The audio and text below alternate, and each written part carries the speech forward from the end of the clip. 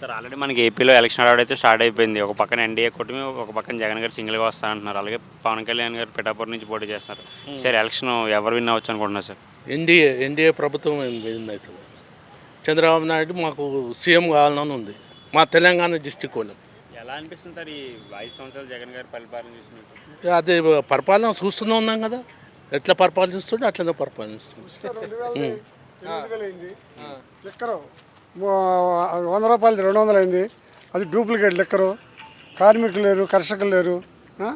పవన్ కళ్యాణ్ వల్ల ఆంధ్రప్రదేశ్లో అధికారం వచ్చింది మోడీ అంత హ్యాపీగా ఆయన ఏంటంటే వైనాట్ 175 అన్నారు కదా సార్. అంటారు. మరి చెప్పుకుంటారు, కార్యకర్తలు ఉంటారు కదా, ఆ మాట చెబితేనే.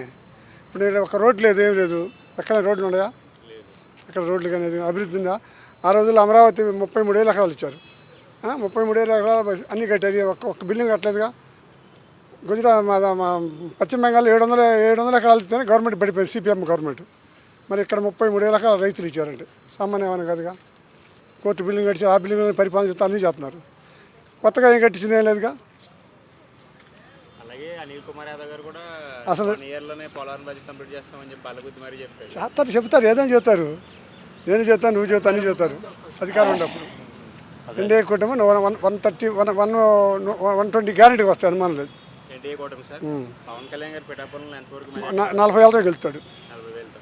అండ్ ఇంకొకటి రీసెంట్గా చూడవచ్చు, మన జగన్మోహన్ రెడ్డి గారి మీద తాయితో దాడి చేశారని చెప్పేసి, అది కాదు ప్రతిపక్ష వాళ్ళు చేశారని చెప్పేసి అన్నారు. ఇది కోడికత్తి డ్రామాలో చూడొచ్చు సార్. ఇది కూడా అది చెప్పలేము. చేసినా ఉండొచ్చు, పోయినా అనుకుంటా. ఇప్పుడు రకరకాలు సృష్టిస్తారు. ఇప్పుడు చేశారంటే చేస్తే పట్టి వాళ్ళ చెల్లెలే పట్టి తీసుకోమంది, డాక్టర్ గారే తీసుకోమన్నారుగా, మనం చూసావుగా. పరిస్థితి మనం చెప్పలేము. జరుగుతున్న రాజకీయాలు వాళ్ళు చేస్తారు, వీళ్ళు చెబుతున్నారు. సార్ మీరు చెప్పండి సార్. ఇప్పుడు ఆంధ్రప్రదేశ్ ఎప్పుడైతే ఏర్పడిందో అప్పటి నుంచి అక్కడ డెవలప్మెంట్స్ లేవు. చంద్రబాబు నాయుడు పడిపోయిన తర్వాత డెవలప్మెంట్ ఏదైతే ఉన్నదో అది ఆగిపోయింది.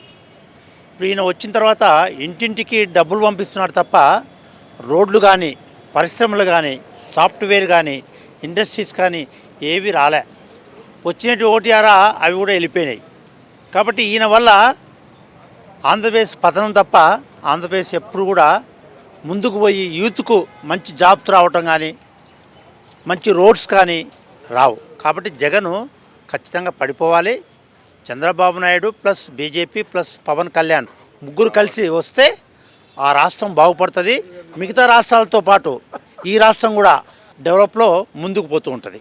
అలాగే గుడివాడ నుంచి కొడాల నాని గారు ఈ మధ్య సైలెంట్ అయిపోయారు సార్. ఈ కారణం ఆయన ఓడిపోతాడు ఈసారి. ఆయన ఓడిపోతాడు. ఎందుకంటే నాన్నగారు మాటల్లో అంత ఇదేం లేదు, దురుస్తనం ఎక్కువ. ఆయన ఓడిపోతాడు ఈసారి. ఒకవేళ గవర్నమెంట్ వస్తే ఎన్డీఏ కూటమి నాని పరిస్థితి ఏంటంటారు సార్? నాని అంతే సంగతులు నాని ఉండడు.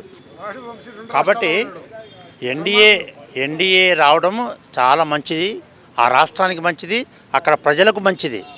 ఆ ప్రజలకు ఇంత జీవనోపాధి దొరుకుతుంది, ఆ ప్రజలకు మంచి రోడ్లు వస్తాయి, ఆ ప్రజలకు మంచి మంచి ఇండస్ట్రీస్లో వచ్చి యూత్కు జాబ్స్ వస్తాయి.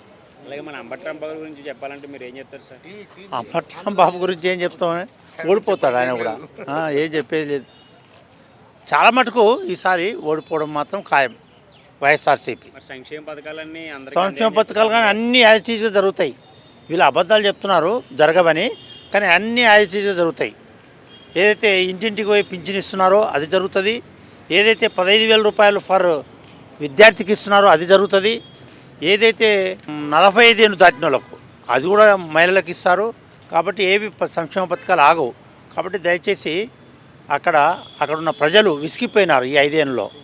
వాళ్ళకు రాజధాని లేదు, ఇంతవరకు రాజధాని లేదు.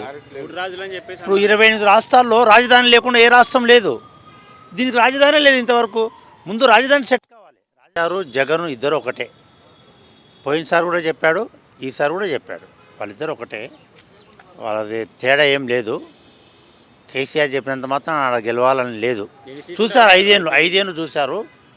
5 ఏళ్ళు చూశారు కాబట్టి ఇంకా ప్రజలు ఇప్పుడు ఆయన నమ్మరు. 60 సీట్లు వస్తాయండి. లోకేష్ గారు మంగళగిరి నుంచి విన్ అవుతారు.